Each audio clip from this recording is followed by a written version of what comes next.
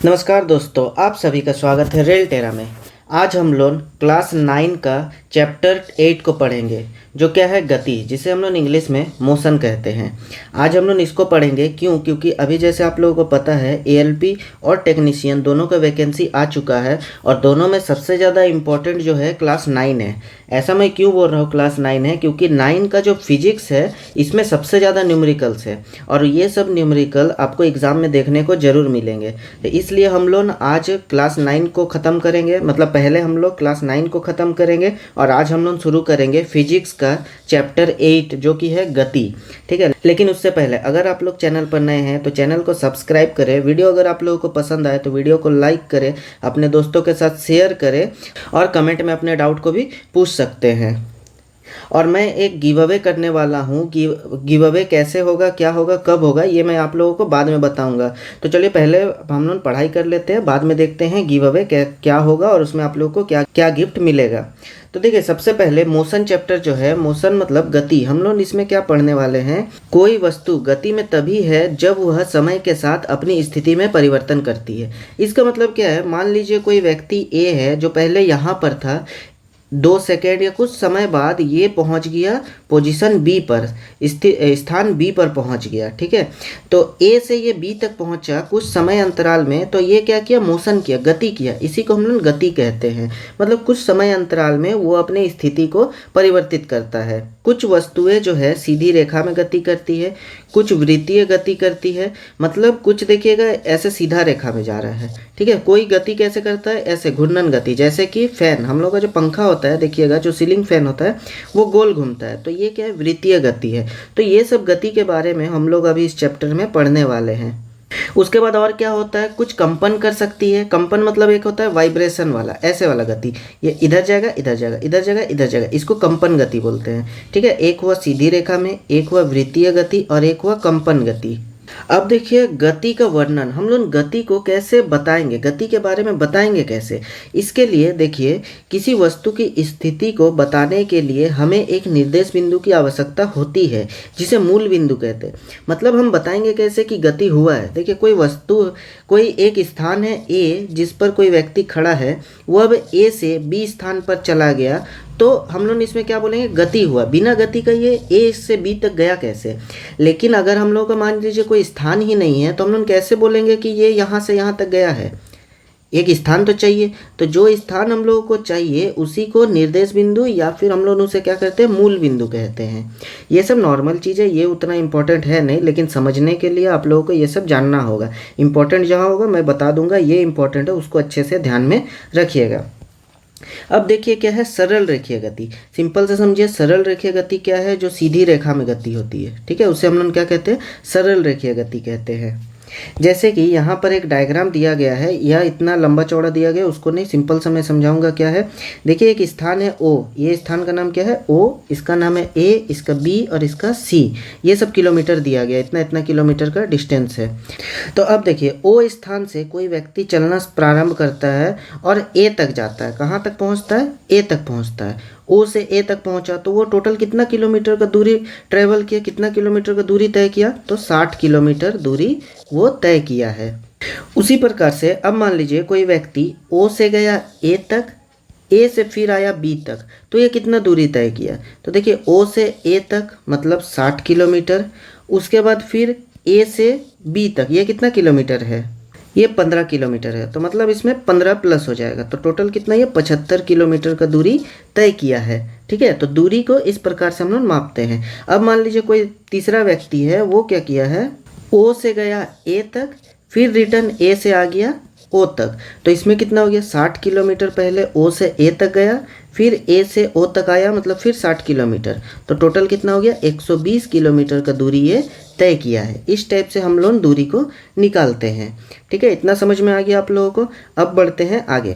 देखिए इसमें और एक चीज़ इंपॉर्टेंट चीज़ है जो ध्यान रखिएगा, दूरी हमेशा पॉजिटिव होता है। पॉजिटिव क्यों, मान लीजिए ये यहाँ से थोड़ा भी चला तो 5 किलोमीटर चला, या यहाँ तक गया तो 60 किलोमीटर चला, ये हमेशा पॉजिटिव में लेंगे, ये कभी भी नेगेटिव नहीं होगा। लेकिन एक और राशि है जिसको हम लोग विस्थापन कहते हैं। क्या कहते हैं इसको, विस्थापन कहते हैं। इंग्लिश में इसे बोलेंगे हम लोग डिस्प्लेसमेंट। ठीक है, तो डिस्प्लेसमेंट क्या होता है एक बार समझते हैं इसको अच्छा से। तो देखिए विस्थापन मतलब क्या हुआ, कोई व्यक्ति ओ से ए तक गया तो कितना किलोमीटर था 60, तो इसका विस्थापन हो जाएगा 60 किलोमीटर। जैसे दूरी था सेम वैसे। इसमें ट्विस्ट क्या है, अलग क्या होता है विस्थापन का मतलब, ये गया ओ से ए तक, फिर रिटर्न ए से बी तक आ गया। ठीक है, विस्थापन का मतलब होता है प्रारंभिक स्थिति और अंतिम स्थिति दोनों के बीच की न्यूनतम दूरी, सबसे जो मिनिमम डिस्टेंस होगा उसी को हम लोग बोलेंगे विस्थापन। ये गया यहाँ से यहाँ, फिर रिटर्न यहाँ से यहाँ आया, तो इसमें सबसे कम दूरी कौन सा है, ओ से हम लोग को बी तक जाना है, तो सीधा हम लोग यहाँ से यहाँ तक, ये सबसे कम डिस्टेंस है यहाँ से यहाँ तक, तो इसी डिस्टेंस को, इसी दूरी को हम लोग बोलेंगे विस्थापन। तो इसका क्या हो जाएगा, जैसे वो गया ओ से ए तक 60 किलोमीटर चल के गया, अब ए से फिर रिटर्न आ गया बी तक, मतलब 15 किलोमीटर फिर वापस आ गया, तो -15। यहाँ से यहाँ तक का दूरी कितना था 35, तो देखिए माइनस करने से कितना आ रहा 35 किलोमीटर आ रहा। तो विस्थापन हम लोगों का क्या हो जाएगा 35 किलोमीटर। ठीक है, विस्थापन आप लोगों को समझ में आ गया होगा क्या होता है। तो इसी प्रकार से दूरी और विस्थापन को निकाला जाता है। अब इम्पॉर्टेंट एक चीज़ याद रखिएगा, विस्थापन जो है पॉजिटिव भी हो सकता है और जीरो भी हो सकता है। जीरो कैसे हो सकता है, अब कोई व्यक्ति मान लीजिए वो गया ओ से ए तक 60 किलोमीटर, ये तो पॉजिटिव में हो गया। अब ये रिटर्न फिर ए से ओ तक आ गया, इसका देखिए प्रारंभिक स्थिति और अंतिम स्थिति दोनों ओ ही है, तो न्यूनतम दूरी इसका क्या हो जाएगा 0, क्योंकि ये यहीं पर रह गया। विस्थापन के हिसाब से गया और फिर वहीं आ गया। हम लोग विस्थापन क्या बोले, ओ से बी तक सबसे न्यूनतम दूरी उसको बोलेंगे विस्थापन। ये नहीं कि वो पहले इतना गया फिर इतना आया तो ऐड करेंगे, नहीं वैसे नहीं करना है, मिनिमम दूरी को कहा जाता है। तो वैसे ही अगर वो ओ पर ही रह गया, ए तक गया और ए से फिर ओ तक आ गया, ओ पर ही रह गया, तो विस्थापन हमारा क्या हो जाएगा 0 हो जाएगा। तो इसलिए विस्थापन जो है पॉजिटिव भी हो सकता है, 0 भी हो सकता है। अब देखिए यहाँ जो अंडरलाइन किया हूँ ये एक छोटा सा इंपॉर्टेंट पॉइंट है। इंपॉर्टेंट क्या, याद रख लीजिएगा, जो कार बाइक में हम लोगों को जो दूरी दिखाता है उसको हम लोग ओडोमीटर कहते हैं। दूरी दिखाने वाले यंत्र को ओडोमीटर कहा जाता है और स्पीड दिखाने वाले यंत्र को स्पीडोमीटर कहा जाता है। ठीक है, सिंपल सा है, याद कर लीजिएगा। अब देखिए गति के प्रकार। गति का 2 प्रकार होता है, एक समान गति और एक असमान गति। नाम से ही समझ में आ रहा है एक समान गति मतलब कि कोई व्यक्ति या कोई वस्तु अगर सेम समय अंतराल में, एक ही समय अंतराल में बराबर दूरी तय करता है, सब समय अंतराल में उसका दूरी क्या होता है बराबर होता है, तो उसको हम लोग बोलेंगे एक समान गति। जैसे कि मान लीजिए 1 सेकंड में 10 मीटर दूरी तय करता है, फिर 1 सेकंड में फिर 10 मीटर, फिर 1 सेकंड में फिर 10 मीटर, ऐसे ये दूरी तय करते जाता है, तो इसी को हम लोग क्या बोलेंगे एक समान गति। असमान गति का मतलब क्या होता है, सेम यही चीज़ से समझते हैं। एक व्यक्ति 1 सेकंड में 10 मीटर का दूरी तय किया, दूसरे 2 सेकंड में वो सिर्फ 10 मीटर का दूरी तय किया, उसके बाद फिर 1 सेकंड में वो 5 मीटर का ही दूरी तय किया। इसमें देखिए कोई समय और दूरी इसका बराबर नहीं है। इसको अगर 1 सेकंड में चेंज करते हैं तो 1 सेकंड में कितना तय किया 5 मीटर ही तय किया, इधर फिर वो 1 सेकंड में 15 मीटर तय किया, तो देखिए दूरी के बराबर है सेम समय अंतराल में, नहीं समान समय अंतराल में अलग अलग दूरी है, इसलिए इसको हम लोग बोलते हैं असमान गति। हम लोग जो चलते हैं असमान गति है, कार जो चलता है असमान गति है। ठीक है, ये क्यों है, क्योंकि हम लोग जब रोड पे चलते हैं तो कहीं कभी कोई गड्ढा आ जाता है या कभी स्पीड ब्रेकर आ जाता है या दूसरा कोई कारण से हम लोगों को ब्रेक लगाना पड़ता है, कभी एक्सेलरेट करते हैं कभी ब्रेक लगाते हैं, इसी के कारण हम लोगों का जो स्पीड है कभी ज़्यादा होता है कभी कम होता है, कभी ज़्यादा होता है कभी कम होता है, तो हम लोग कौन सा चाल करते हैं असमान गति करते हैं हम लोग। अब देखिए गति की दर का मापन, तो हम लोग इसको सिंपल भाषा में, सिंपल नहीं मतलब किताबी भाषा में जो चाल होता है इसका क्या डेफिनेशन है, वस्तु द्वारा इकाई समय में तय की गई दूरी के उपयोग से उस वस्तु की गति के दर प्राप्त की जा सकती है, इस राशि को चाल कहते हैं। ठीक है, मतलब चाल सिंपल सा फॉर्मूला समझिए, इतना अगर याद भी नहीं रखना है तो चाल बराबर होता है दूरी बटा समय। ये इम्पोर्टेंट फार्मूला है, इसको याद कर लीजिएगा, बहुत ज़्यादा इम्पोर्टेंट है, याद कर लीजिएगा और कॉपी में अभी नोट कर लीजिए। मतलब इंग्लिश में अगर बोलेंगे speed equal to distance by time. ठीक है, इसको इम्पोर्टेंट है, याद कर लीजिए। उसके बाद चाल, स्पीड का एसआई मात्रक क्या होता है, इसका मात्रक जो होता है मीटर पर सेकेंड होता है, जिसको हम लोग कैसे लिखते हैं यहाँ जो दिया ऐसे भी लिख सकते हैं या फिर मीटर पर सेकंड भी लिख सकते हैं। दूसरा हम लोग इसे किस में लेते हैं, सेंटीमीटर पर सेकंड या फिर किलोमीटर प्रति घंटा, ठीक है, किलोमीटर पर आवर में भी ले सकते हैं। इसको इस टाइप से भी हम लोग लिख सकते हैं। ये सब मात्रक है, मात्रक सब याद कीजिएगा क्योंकि आगे हम लोग न्यूमेरिकल बनाएंगे तो मात्रक बहुत ज़्यादा इम्पोर्टेंट है। देखिए यहाँ फॉर्मूला दिया गया एक औसत चाल का। औसत चाल का क्या होता है, कुल तय की गई दूरी बट्टा कुल समय। औसत चाल मतलब यहाँ से समझते हैं, जैसे मैंने यहाँ पर बताया आप लोगों को कि एक व्यक्ति पहले 1 सेकंड में 10 मीटर, फिर 1 सेकंड में 5 मीटर, फिर 1 सेकंड में 5 मीटर, फिर 1 सेकंड में 15 मीटर। तो कुल दूरी देखिए इसका क्या हो जाएगा, 10 + 5 + 5 + 15 बट्टा कुल समय। एवरेज स्पीड अगर निकालते हैं तो हमारा क्या हो जाएगा, बट्टा समय कितना, 1 2 3 4, 1 + 1 + 1 + 1, तो हमारा कितना हो गया, कितना हो गया ये 35/4 मीटर पर सेकेंड। तो ये हमारा हो गया क्या, औसत चाल। यही तो नहीं था पूरा, सब में तो हम लोग इतना के स्पीड से नहीं जा रहे थे, लेकिन हमारा औसत चाल क्या निकला, 35/4 औसत चाल निकला। अब यहाँ देखिए एक न्यूमेरिकल है, ये न्यूमेरिकल आप लोगों का होमवर्क रहेगा। नेक्स्ट क्लास में मैं जितना भी इसमें न्यूमेरिकल होगा, ये नेक्स्ट क्लास जो रहेगा न्यूमेरिकल का क्लास रहेगा। आप लोगों को इससे जितना भी इस चैप्टर में मैथ है, जितना भी नहीं, जहाँ तक मैं पढ़ाऊँगा वहाँ तक जितना भी मैथ आएगा, न्यूमेरिकल आएगा, वो सबको मैं नेक्स्ट क्लास में बताऊँगा। उसके बाद जब आगे पढ़ाऊँगा उसमें जो आएगा एक क्लास आप लोगों के लिए स्पेशल सिर्फ न्यूमेरिकल के ऊपर रहेगा, क्योंकि न्यूमेरिकल बहुत ज़्यादा इंपॉर्टेंट है, ये अच्छे से हम लोगों को समझना है, इसलिए उसके लिए अलग से एक क्लास दूंगा। अभी मैं सिर्फ जो डेफिनेशन है वो सब समझाता हूँ, बाद में उसको देखा जाएगा, मतलब बाद में मैं न्यूमेरिकल्स को पढ़ाऊंगा। तो देखिए अब दिशा के साथ चाल, दिशा के साथ अगर कोई चाल होता है, मतलब इसी डायरेक्शन में चाल होता है या इस डायरेक्शन में चाल होता है, तो उसको क्या कहते हैं। देखिए जब भी कोई चाल में दिशा आ जाती है तो उसको हम लोग वेग कहते हैं, ठीक है। दिशा में अगर कोई चाल में दिशा आ जाती है तो उसको हम लोग क्या बोलते हैं, वेग कहते हैं। वही लिखा हुआ है, एक निश्चित दिशा में चाल को वेग कहा जाता है। जैसे अगर हम लोग इसी तरफ चल रहे हैं तो इसको हम लोग क्या बोलेंगे, वेग बोलेंगे। तो वेग का फॉर्मूला भी याद रखिएगा, वेग का फॉर्मूला क्या हो जाता है, ये औसत वेग लिखा है, इसको नहीं, नॉर्मल सा अगर वेग का फॉर्मूला जानेंगे, वेग बराबर होता है विस्थापन बट्टा समय, मतलब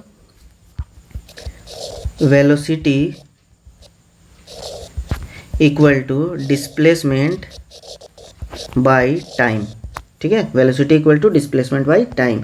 और औसत वेग निकालना है तो उसके लिए कैसे निकलेगा, प्रारंभिक वेग आपका स्टार्टिंग में, प्रारंभिक वेग को हम लोग u से दर्शाते हैं, ठीक है। स्टार्टिंग में जितना आपका वेग था, स्पीड था, वेलोसिटी था, और लास्ट में अंतिम वेग को हम लोग v से दिखाते हैं, फाइनल वेलोसिटी जितना था, दोनों को जोड़ के और 2 से हम लोगों को भाग दे देना। वही देखिए एवरेज वेलोसिटी का फॉर्मूला क्या है, u + v/2 है, और इसका भी मात्रक जो होता है मीटर पर सेकंड होता है। दूसरा हम लोग किस में ले सकते हैं, किलोमीटर पर आवर में भी ले सकते हैं। अब इसमें भी देखिए कुछ कुछ न्यूमेरिकल्स हैं, तो ये सब न्यूमेरिकल को नेक्स्ट क्लास में बताऊँगा। यहाँ भी फिर न्यूमेरिकल है, ये सब क्या होगा आप लोगों का नेक्स्ट क्लास में सब न्यूमेरिकल्स पढ़ाया जाएगा। अब देखिए एक इम्पॉर्टेंट चीज़ है, वेग में परिवर्तन की दर। इसको हम लोग यहाँ देखेंगे क्या लिखा हुआ है, एक वस्तु के प्रति इकाई समय में वेग परिवर्तन की माप को हम लोग क्या कहते हैं, त्वरण कहते हैं। मतलब वेग में जो परिवर्तन हो रहा है उसको त्वरण कहते हैं। सिंपल भाषा में अगर समझते हैं तो क्या होगा, देखिए मान लीजिए कोई गाड़ी है, वो 10 किलोमीटर प्रति घंटा के स्पीड से चल रही है। थोड़ा देर बाद नेक्स्ट मान लीजिए 5 मिनट में इसका हो गया स्पीड, कितना हो गया, 20 किलोमीटर प्रति घंटा। फिर 5 मिनट में इसका कितना हो गया, 30 किलोमीटर प्रति घंटा। तो देखिए ये जो है 5-5 मिनट में अपना स्पीड को डबल करते जा रहा है, स्पीड अब इसका बढ़ रहा है। मतलब हम लोग सिंपल भाषा में बाइक चलाते हैं तो क्या बोलते हैं, एक्सेलरेट कर रहे हैं, ठीक है, एक्सेलरेशन दे रहे हैं। तो वही चीज़ है, त्वरण का मतलब होता है एक्सेलरेशन, इसको इंग्लिश में एक्सेलरेशन बोलते हैं। तो त्वरण बराबर क्या होता है, वेग में परिवर्तन बटा लिया गया समय। तो इसको फॉर्मूला क्या होता है, a = v - u/t। v - u मतलब क्या होगा, v मतलब अंतिम वेग माइनस प्रारंभिक वेग, दोनों में जो अंतर था। जैसे यहाँ पर देखिए पहले कितना था, प्रारंभिक वेग था 10 और अंतिम वेग कितना था 30। तो अंतिम वेग माइनस प्रारंभिक वेग बट्टा टी, टाइम कितना लग गया हमारा 5 5 5, मतलब कितना हो गया 15। ये मिनट में है तो इसको किस में से चेंज करेंगे, सेकंड में चेंज कर देंगे, सॉरी किलोमीटर है ना, तो इसको हम लोग घंटा में चेंज कर देंगे इंटू 60 ऐसे करके। तो इसको सॉल्व करने से हमारा आंसर एक्सेलरेशन का मान निकल जाएगा। इस टाइप से इसको निकाला जाता है। इस प्रकार के गति को क्या कहते हैं हम लोग, त्वरण गति, त्वरित गति या त्वरण गति कहते हैं। त्वरण हमारा धनात्मक भी हो सकता है और ऋणात्मक भी हो सकता है। जो ऋणात्मक त्वरण होता है उसको हम लोग मंदन कहते हैं। ठीक है, याद रखिएगा, ऋणात्मक त्वरण को मंदन कहा जाता है। ये कभी कभी एग्जाम में पूछा जाता है कि ऋणात्मक त्वरण को क्या कहा जाता है, मंदन कहा जाता है। त्वरण का मात्रक क्या होता है, मीटर पर सेकंड स्क्वायर, मीटर पर सेकंड स्क्वायर या फिर किलोमीटर पर आवर स्क्वायर। ज़्यादातर यूज मीटर पर सेकंड स्क्वायर का ही होता है। वेग जो था उसका होता था मीटर पर सेकंड, त्वरण का क्या होता है, मीटर पर सेकंड स्क्वायर होता है। ठीक है, याद रखिए, बस स्क्वायर का अंतर है। अब देखिए क्या दिया गया है, यदि एक वस्तु सीधी रेखा में चलती है और इसका वेग समान समय अंतराल में समान रूप से घटता या बढ़ता है, मतलब सेम टाइमिंग में इसका जो स्पीड है समान घटेगा या फिर समान बढ़ेगा, ठीक है, जो भी होता है, तो वस्तु के त्वरण को एक समान त्वरण कहते हैं। दो टाइप का होता है, एक समान त्वरण, एक असमान त्वरण। मतलब कि जैसे मान लीजिए अगर आप लोग बाइक में जो एक्सेलरेटर होता है उसको अगर ज़ोर से घुमा दिए तो हमारा गाड़ी स्पीड में आगे भागेगा, जल्दी से जल्दी स्पीड अपना बढ़ाएगा। और अगर धीरे धीरे घुमाते हैं तो हमारा गाड़ी क्या होगा, धीरे धीरे अपना स्पीड को बढ़ाएगा। तो वही चीज़ बोल रहा है कि अगर हम लोग मान लीजिए एक्सेलेरेटर को एक पॉइंट पर लाकर घुमा कर छोड़ देते तो हमारा गाड़ी धीरे धीरे स्पीड बढ़ते जाएगा। तो वही चीज़ है, अगर समान समय अंतराल में एक ही समय में कुछ जैसे 2 सेकंड मान लीजिए, 3 सेकंड मान लीजिए, 3 सेकंड में इसका वेग 10 मीटर पर सेकंड बढ़ रहा है। पहले 10 मीटर पर सेकंड का स्पीड था, फिर 20 हो गया, फिर 30 हो गया, फिर 40 हो गया, ऐसे करके हर 2-2 सेकंड में इसका स्पीड बढ़ रहा है। तो इसको हम लोग क्या बोलेंगे, समान त्वरण बोलेंगे, एक समान त्वरण कहेंगे इसको। अब देखिए यहाँ भी एक न्यूमेरिकल है, तो न्यूमेरिकल जो है नेक्स्ट क्लास में हम लोग पढ़ेंगे। आज के क्लास को इतना ही रखते हैं, नेक्स्ट क्लास में हम लोग न्यूमेरिकल पढ़ेंगे और उसका जो अगला क्लास होगा वहाँ हम लोग यहाँ से स्टार्ट करेंगे, गति का ग्राफीय प्रदर्शन। इससे हम लोग शुरू करेंगे। इसमें अब मेन फार्मूला सब नीचे अब आएगा आप लोगों का, तो नेक्स्ट क्लास को मिस मत कीजिएगा। और अगर आप लोग चैनल पर नए हैं तो चैनल को सब्सक्राइब कर लीजिए, क्योंकि ज़्यादातर लोग चैनल को सब्सक्राइब नहीं कर रहे हैं और इसी कारण से मुझे मोटिवेशन नहीं मिल रहा है और मैं वीडियो नहीं बना पा रहा हूँ, क्योंकि एक तो थक जाता हूँ, ऊपर से बहुत मेहनत लगता है वीडियो बना के उसको एडिट करने में। तो आप लोगों से निवेदन है कि आप लोग अगर चैनल पर नए हैं तो चैनल को सब्सक्राइब जरूर करें। और मैं जो आप लोगों को गिव अवे के बारे में बताया था, वो गिव अवे कैसा होगा उसका प्रोसेस मैं बाद में बताऊंगा। बस मैं ये बता देता हूँ कि गिव अवे में आप लोगों को बुक दिया जाएगा गिफ्ट में। कोई एक पर्सन को, जो लकी पर्सन होगा, उसको मैं बुक दूंगा। वो जो भी बुक बोलेंगे उनको मैं वो बुक डिलीवर कर दूंगा। तो आप लोग गिव अवे में पार्टिसिपेट कीजिएगा। कैसे पार्टिसिपेट करना है वो चीज़ मैं बाद में आप लोगों को बताऊँगा। तो हर एक वीडियो को ज़रूर देखिएगा और चैनल पर नए हैं तो सब्सक्राइब जरूर कीजिएगा। धन्यवाद, मिलते हैं अगले वीडियो में।